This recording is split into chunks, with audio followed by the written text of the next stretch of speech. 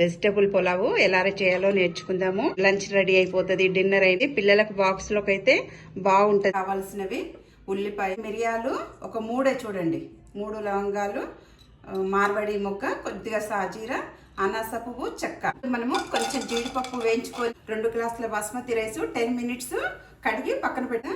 ఇవన్నీ ఇందులో వేసుకుందాం. ఇప్పుడు అల్లం ముక్కలు, పచ్చిమిర్చి ముక్కలు, ఉల్లిపాయలు వేసుకుందాం. ఉప్పు దాన్ని కూడా వేస్తున్నాను. ఇప్పుడు క్యారెట్ చక్కగా వేగిపోయింది. మనకు ఉల్లిపాయ 3 గ్లాసుల వాటర్ పోసుకుందాం. స్పూన్ ఉప్పు వేసాను కదా.